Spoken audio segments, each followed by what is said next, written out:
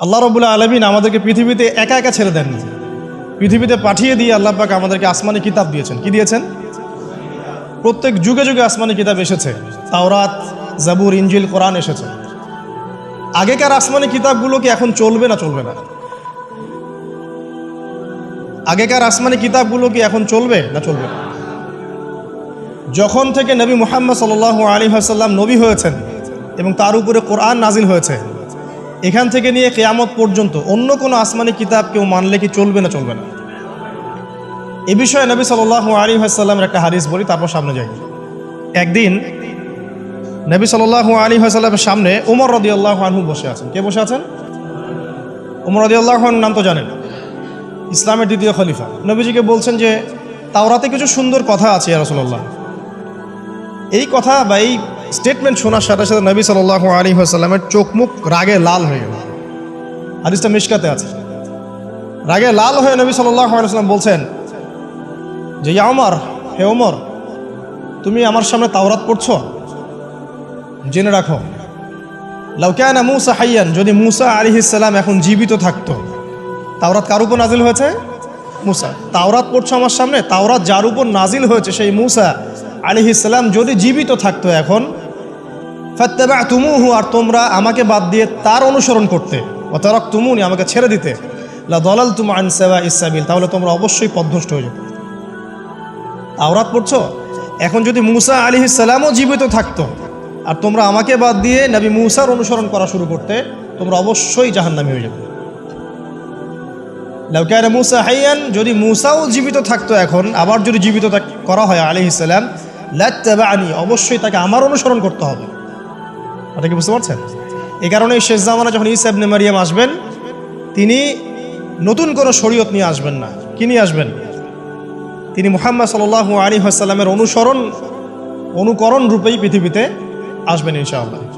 তো আল্লাহ পাক আমাদেরকে দিয়েছেন আল কোরআন, এবং কোরআন এর ব্যাখ্যা হচ্ছে হাদিস।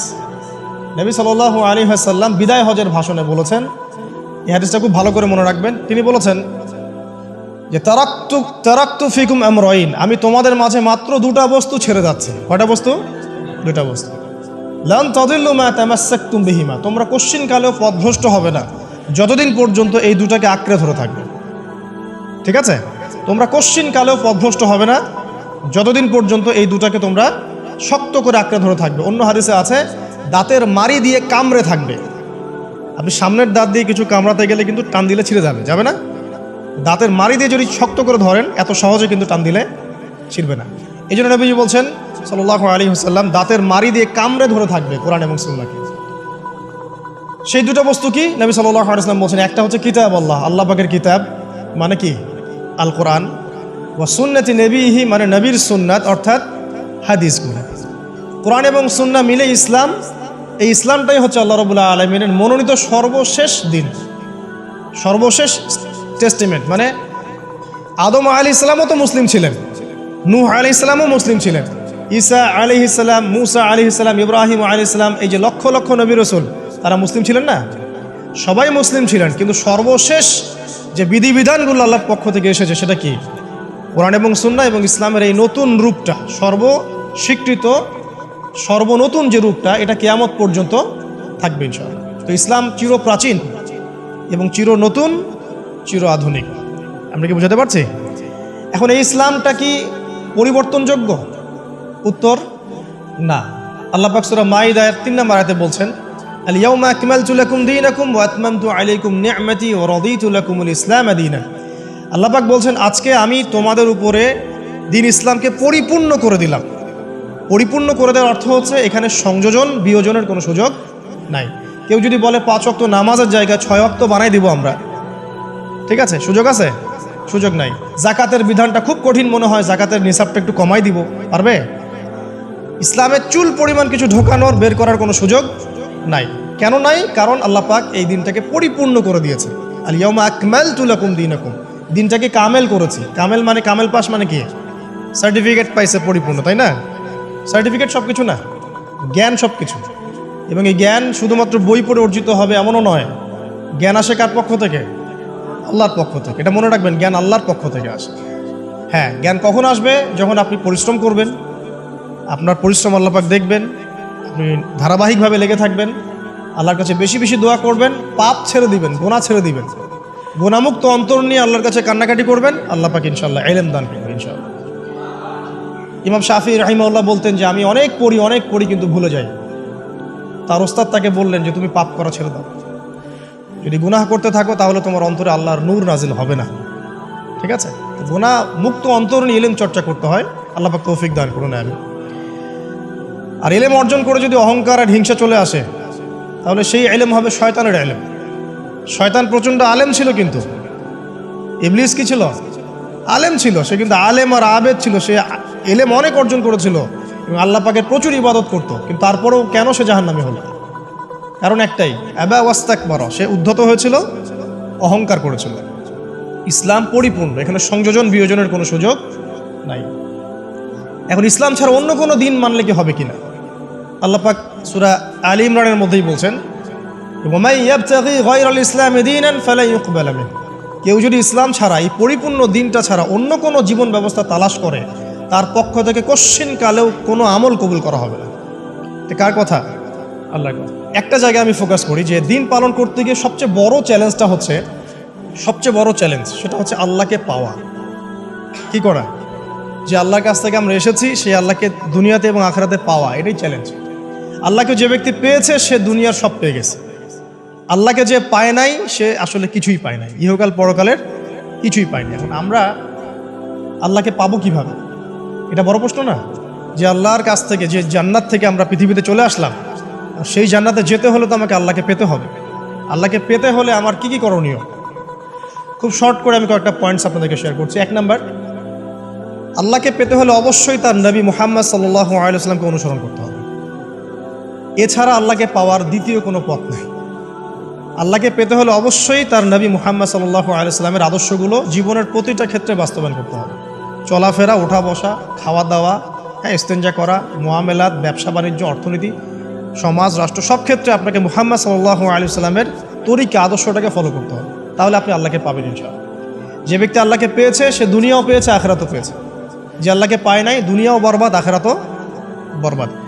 1 নাম্বার তাহলে কি কাজ? আল্লাহ পাকের সর্বশেষ নবী মুহাম্মদ সাল্লাল্লাহু আলাইহি ওয়াসাল্লামকে অনুসরণ করা, তার আদর্শ মেনে চলা, 1 নাম্বার। 2 নাম্বার হচ্ছে 5 ওয়াক্ত নামাজ। আল্লাহকে পেতে হলে নামাজ লাগবে। নামাজ নাই, আল্লাহ নাই।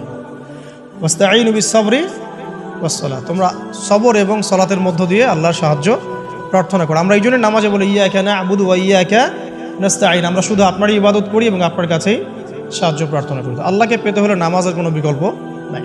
যে ব্যক্তি নামাজ পড়ে না, আল্লাহর সাথে তার কোনো সম্পর্ক নেই, নো কানেকশন। আপনি যে কোনো কিছু চাচ্ছেন, সেজদায় পড়ে আল্লাহর সামনে আত্মসমর্পণ করেই চাইতে হবে। ওয়াসজুদ ওয়াক্তারিব, আল্লাহ পাক কি বলেছেন? সেজদা করো, নিকটবর্তী হও। তো ব্যাখ্যা অনেক করা যায়। নামাজ না পড়লে কিন্তু মানুষ কুফরিতে লিপ্ত হয়। যে ব্যক্তি মান তারাকা সালাতান মুতাআম্মিদান ফাকাদ কাফারা, যে ব্যক্তি সালাতকে অস্বীকার করে, ফরজ নামাজকে অস্বীকার করে, সে ব্যক্তি কিন্তু কুফরিতে চলে যায়। ঠিক আছে।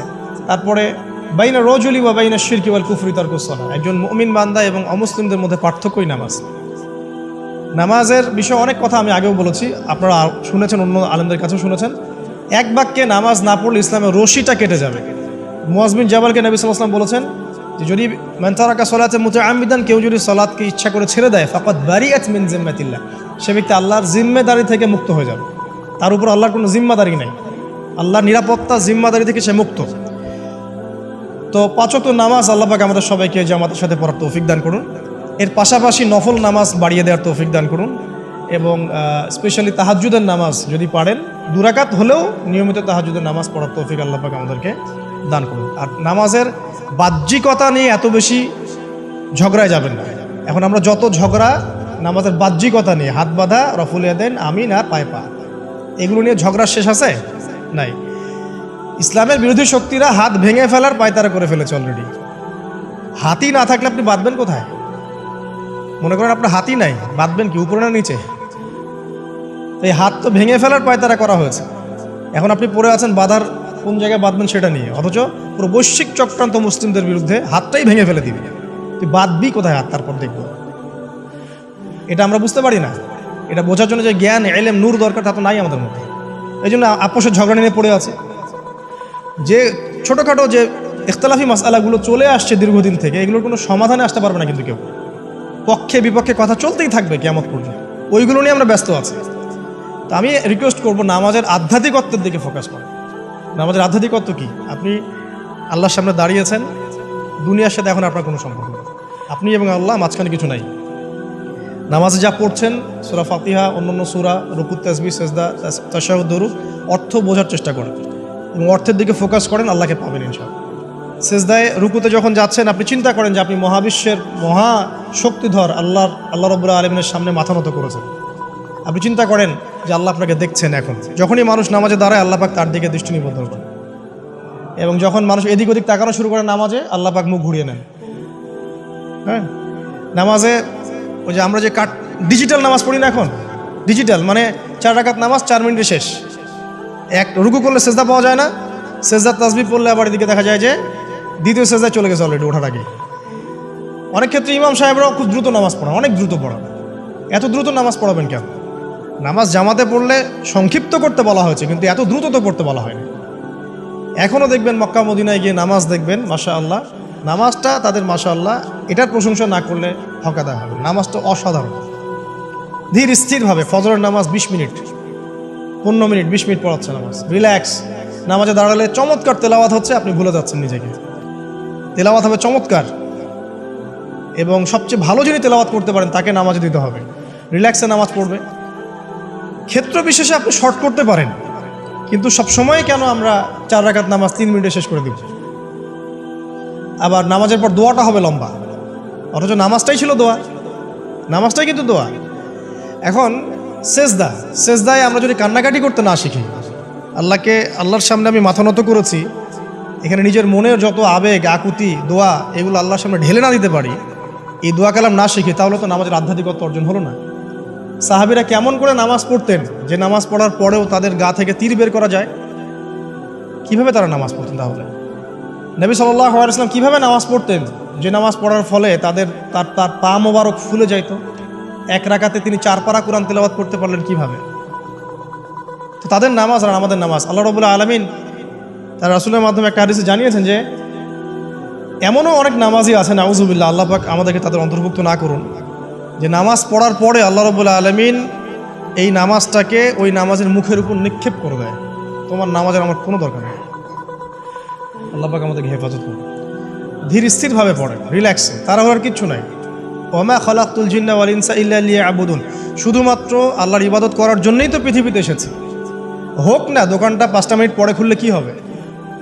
হ্যাঁ, জমিতে যান, জমিতে আধা ঘন্টা পরে গেলে কি হবে?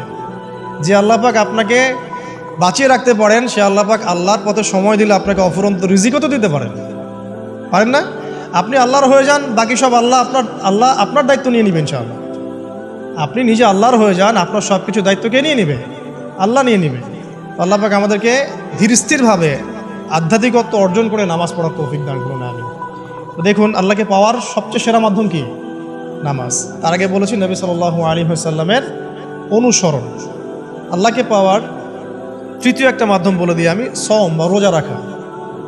অল্প সময় ঘুরিয়ে নিচ্ছি, সওম বা রোজা রাখা। রোজা কেন আল্লাহকে পাওয়ার মাধ্যম জানেন? কারণ রোজা রাখা অবস্থায় আমরা কিন্তু গোপনে পানাহার করি না, করি? আমরা রোজা রেখেছি, গোপনে কিন্তু পানি খেতে পারি, কেউ দেখবে না। গোসল করছেন, আপনি পানি খেতে পারেন, কেউ দেখবে না। লুকিয়ে লুকিয়ে আপনি কিন্তু খাবার খেতে পারেন, কেউ দেখবে না, বাসায় কেউ নাই দেখার, কিন্তু আপনি খান না। আপনি সবর করেন, সহ্য করেন, একদম সূর্যাস্তের সময় গিয়ে আপনি ইফতার করেন। এই যে কাজটা আপনি কেন করেন? কারণ আপনি ফিল করেন যে আল্লাহ আপনাকে দেখছেন। কেউ আপনাকে দেখুক না দেখুক, আল্লাহ আপনাকে দেখছেন। এটাই হচ্ছে ইহসান, এটাই হচ্ছে আল্লাহ পাকের মারিফতকে উপলব্ধি করা। আল্লাহ রাসূল সাল্লাল্লাহু আলাইহি ওয়াসাল্লাম বলেছেন, ইহসান হচ্ছে আন তা'বুদাল্লাহা কাআন্নাকা তারা, তুমি এমনভাবে আল্লাহর ইবাদত করবে যেন তুমি আল্লাহকে দেখছো। ওয়া ইল্লাম তাকুন তারাহু ফাইন্নাহু ইয়ারাক, তুমি আল্লাহকে দেখতে না পারলেও বিশ্বাস করবে আল্লাহ তোমাকে দেখছেন। এটা রোজা রাখলে উপলব্ধি হয় না যে আল্লাহ আমাকে দেখছেন? এটা হচ্ছে আল্লাহকে পাওয়ার মাধ্যম। এই জন্য রমাজানের রোজা অবশ্যই রাখবো ইনশাআল্লাহ। পাশাপাশি এই যে সোমবার, বৃহস্পতিবার, এই যে মাসের 3 দিন আইয়ামে বীজের সওম আছে, 13, 14, 15, আরাফার সওম, আশুরার সওম বা নফল সওম, এগুলো রাখার অভ্যাস করলে আল্লাহকে পাওয়া যাবে ইনশাআল্লাহ। আল্লাহ পাক আমাদেরকে বেশি বেশি সওম রাখার তৌফিক দান করুন, এবং আমাকে আপনাদের সবাইকে বিগত জীবনে আমরা যারা বিভিন্ন সময় সওম রাখি নাই, বা রাখতে পারি নাই, বিভিন্ন সালাত পড়ি নাই, পড়তে পারি নাই, এগুলোকে হিসেব করে আদায় করার তৌফিক আল্লাহ পাক দান করুন। আমিন। 4 নম্বর একটা মাধ্যম বলে দিই আল্লাহকে পাওয়ার, সেটা হলো তিলাওয়াতে কোরআন। কোরআন তেলাওয়াত যে যত বেশি করবে, অর্থ উপলব্ধি করে পড়বে, সে আল্লাহ পাককে চাক্ষুষ পাবে ইনশাআল্লাহ। মানে আল্লাহ রাব্বুল আলামিন একটা চিঠি দিয়েছেন, মনে করেন আপনাকে, আপনার একজন কথার কথা এক্সাম্পল দিচ্ছি, যে আপনার কোনো একজন বন্ধু আছে অনেক দূরের কোনো দেশে, তা আপনি তাকে দেখেনও নাই, আপনি তাকে চিনেনও, মানে আপনি তার চেহারা দেখেন নাই, তাকে চিনেন না, তার সাথে যোগাযোগের মাধ্যম হচ্ছে আপনার চিঠি বা মেসেজ, ঠিক আছে? এখন সে আপনাকে কিছু মেসেজ পাঠালো, এই মেসেজের মধ্যে সে কিছু ইনস্ট্রাকশন দিয়েছে যে এইগুলো করতে হবে, এগুলো করতে হবে, বা আপনার প্রতি ভালোবাসার এজহার করছে। মানে এই মেসেজটা যদি আপনি পড়তে পারেন, তাহলে আপনি আপনার বন্ধুর সাথে একটা কানেকশন তৈরি করলেন না? বুঝতে পারছি না?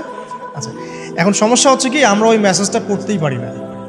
আমরা তো কোরআনটা পড়তেই জানি না, তাহলে মেসেজটা পাবো কীভাবে? আর যারা পড়তে জানি সেই ভাষাটা বুঝি না। এখন ওই বন্ধু মনে করেন চিঠি লিখেছে বাংলা ভাষায়, আর আপনি বাংলা পড়তে জানেন না, তাহলে কি পারবেন উপলব্ধি করতে তার মনের ভাব, সেই বন্ধুর আবেগ, ভালোবাসা, প্রেম আপনি কি উপলব্ধি করতে পারবেন?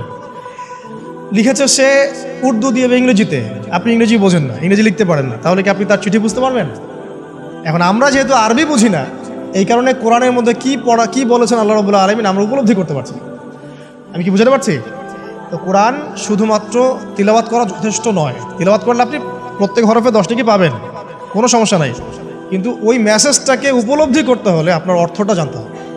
অর্থ জানলে পরে আপনি দেখবেন আল্লাহকে আপনি চাক্ষুষ সামনে পাচ্ছেন ইনশাআল্লাহ। আপনি হতাশ হয়েছেন, হতাশা দূর করার জন্য সূরা আছে কোরআন। বিপদে পড়েছেন, বিপদ দূর করার সূরা আছে কোরআন। আপনার রিজিকের সমস্যা কাটানোর সূরা কোরআনে আছে। কোনো হাজতের প্রয়োজন, সূরা ইয়াসিন, হাজতের সূরা চলে আসে। অসুস্থ হয়েছেন, শেফার সূরা কোরআনে আছে। বা কাউকে জিন টোনা করা হয়েছে, বানটোনা করা হয়েছে, ওর শেফাও কোরআনে আছে। এমন কোনো বিষয় নাই যেটা আল্লাহ রাব্বুল আলামিন কোরআনের মধ্যে নাজিল করেন নাই। ব্যবসা করতে চান, কোরআন কথা বলবে, ঠিক আছে? আপনি সামাজিক বিষয়ে ডিল করতে চান, সূরা হুজুরাত কথা বলবে। আপনি ইতিহাস ভালোবাসেন, কোরআনে ইতিহাস দিয়ে ভর্তি করা আছে।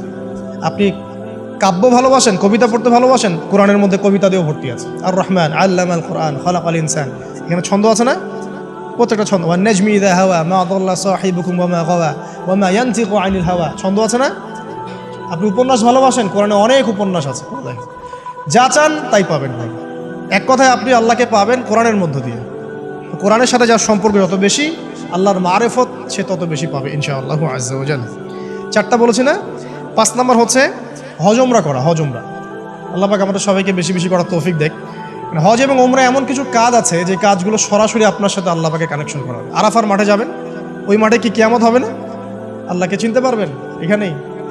তারপরে যে সাই করেন না, সাফা মারওয়া সাই করে, ওখানে গেলে আপনি বুঝতে পারবেন যে কিভাবে ইসমাইল আলাইহিস সালামকে পানি দেওয়ার জন্য তার মা হাজারা এখানে দৌড়াদৌড়ি করেছে। বাইতুল্লাহ দেখবেন, আপনি চিনবেন যে আল্লাহর তাওহীদ কি জিনিস। চোখে দেখার সাথে সাথে আপনার ভিতরে এমন একটা ফিলিংস আসবে যেটা ভাষায় প্রকাশ করা যাবে না। চোখে দেখার সাথে সাথে এমন একটা ফিলিংস আসবে, আপনাকে আমি এটা ভাষায় প্রকাশ করে বোঝাতে পারবো না। আপনি জানবেন ইব্রাহিম আলাইহিস সালাম এবং তার ছেলে ইসমাইল আলাইহিস সালাম বাপ বেটা মিলে রাজমিস্ত্রির কাজ করেছে। এটা আপনি জামজাম কূপ দেখবেন, পানি পান করবেন, আল্লাহকে চিনতে পারবেন। এই কূপ তো অলৌকিক, এই কূপের মতো কূপ নাই পৃথিবীতে, এর পানি কখনো শেষ হয় না, এবং এই পানি খেয়ে মানুষ বেঁচে থাকতে পারে, খাবারের দরকার হবে না। দীর্ঘদিন পর্যন্ত এই পানি খেয়ে মানুষ বেঁচে থাকতে পারবে, খাবারের প্রয়োজন হয় না। তো এই পানির মধ্যে এমন কিছু উপাদান আছে যেটা মানুষের শরীরের রোগগুলোকে শেফা দিয়ে দিবে ইনশাআল্লাহ তাআলা আল্লাহর হুকুমে। তো প্রত্যেকটা কাজে রাসূল সাল্লাল্লাহু আলাইহি ওয়াসাল্লাম শহরে গেছেন মদিনায়, ওই মদিনার বাতাসটা আপনাকে বলে দিবে যেটা এটা একটা অন্যরকম শহর, ঠিক আছে? রাসূল সাল্লাল্লাহু আলাইহি ওয়াসাল্লামের রওজায় যাবেন, সামনে দাঁড়াবেন, আপনি আল্লাহকে চিনতে পারবেন। আপনি আর পৃথিবীতে থাকবেন না, অন্য জগতে চলে যাবেন। ওই যে বাকিউল গারকাত আছে, সাহাবীদের কবরস্থান জান্নাতুল বাকি, ওখানে ঢুকবেন, আপনার কাছে মনে হবে যে পৃথিবীটা আসলে কিছুই না। পৃথিবীর সবচেয়ে সেরা মানুষগুলো এই মাটির নিচে শুয়ে আছে, ওখানে আপনাকে খুবই তুচ্ছ মনে হবে তাদের সাথে। এই যে মানে বিভিন্ন জায়গায় গিয়ে আল্লাহকে চিনতে পাওয়া, এটা সবচেয়ে ভালো হয় হজ এবং উমরাতে গিয়ে। আল্লাহ পাক আমাদেরকে তৌফিক এনায়েত করুন, আমিন। তো এটা একটা আল্লাহকে পাওয়ার নিদর্শ। যাদের হজ ফরজ হয়ে গেছে অবশ্যই হজ করে ফেলবেন, আর যাদের সামর্থ্য আছে তারা বেশি বেশি উমরা করবেন। নবী সাল্লাল্লাহু আলাইহি ওয়াসাল্লাম বলেছেন, এক হজ পরের হজের মধ্যে যত গুনাহ মাফ করিয়ে দেয়, এক উমরা পরের উমরার মধ্যে যত গুনাহ সেগুলোকে মাফ করিয়ে দেয়। আল্লাহ পাক আমাদেরকে এই আমলগুলো করার তৌফিক এনায়েত করুন। 6 নাম্বার বলছি জিকির, আল্লাহ পাকের জিকির বাড়াতে হবে। যে আল্লাহ পাকের জিকির যত বেশি করবে সে আল্লাহ পাকের মারিফত তত বেশি উপলব্ধি করবে, আল্লাহকে পাবে ইনশাআল্লাহ। আর এই জিকির করার জন্যে অজুও শর্ত নয়, জানেন? আল্লাহর জিকির করার জন্য কিন্তু অজু শর্ত নয়। আপনি মনে মনে চলতে ফিরতে অলওয়েজ সুবহানাল্লাহ, আলহামদুলিল্লাহ, আল্লাহু আকবার, লা ইলাহা ইল্লাল্লাহ, আস্তাগফিরুল্লাহ পড়তেই থাকতে পারেন। কষ্টের কিছু আছে?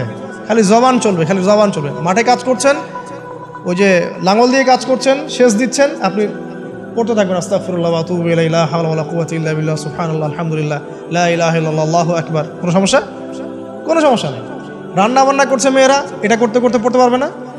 গাড়ি ড্রাইভ করছেন, ড্রাইভ করতে করতে আপনি পড়তে পারবেন লা ইলাহা ইল্লাল্লাহ ওয়াহদাহু লা শারীকা লাহু, লাহুল মুলকু ওয়া লাহুল হামদু ওয়া হুয়া আলা কুল্লি শাইইন কাদির। যে কোনো কাজ করতে করতেই ইল্লাল ইস্তিনজা, ইস্তিনজা বাদ দিয়ে।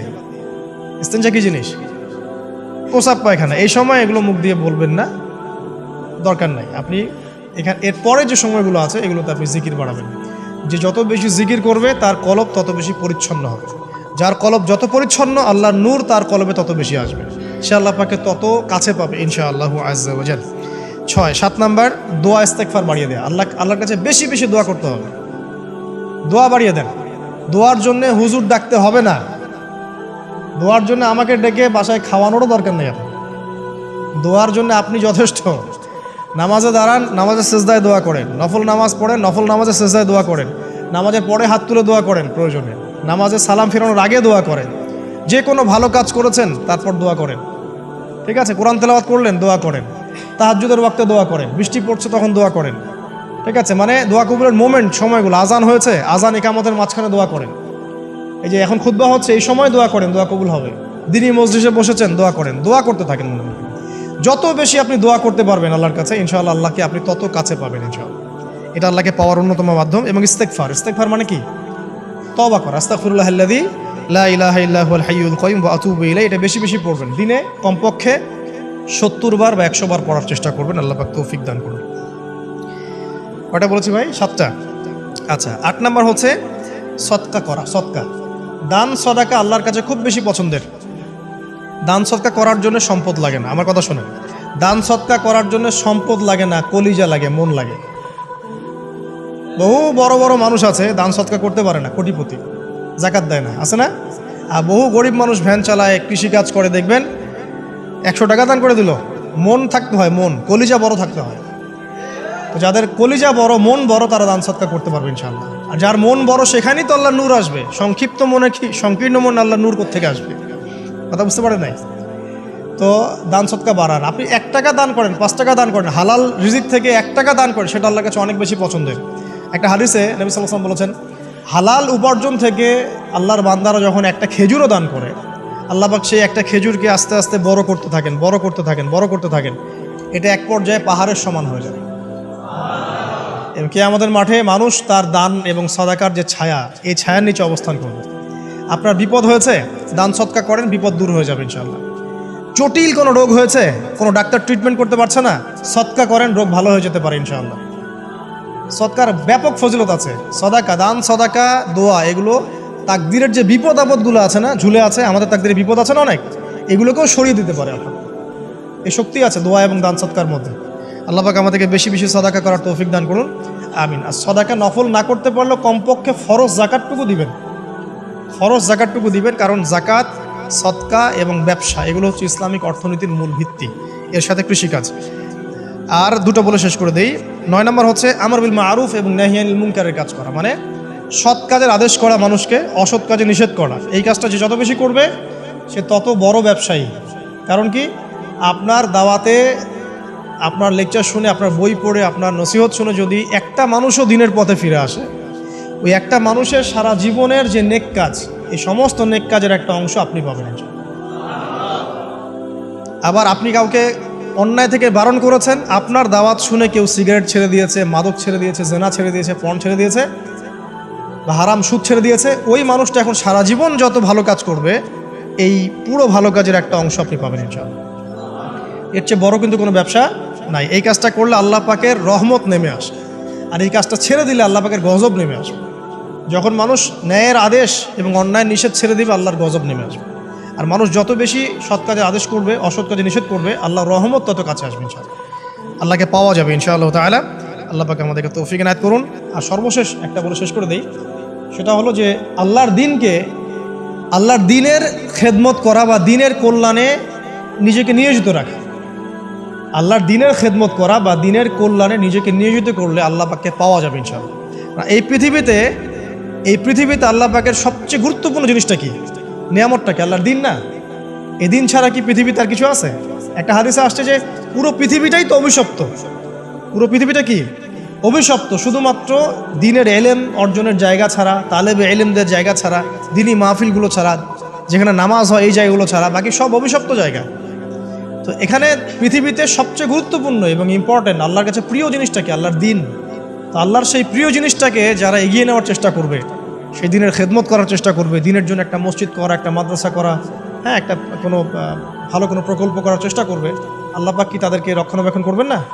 আল্লাহ পাক তাদের অভিভাবক হবেন না? নিঃসন্দেহ হবেন ইনশাআল্লাহ।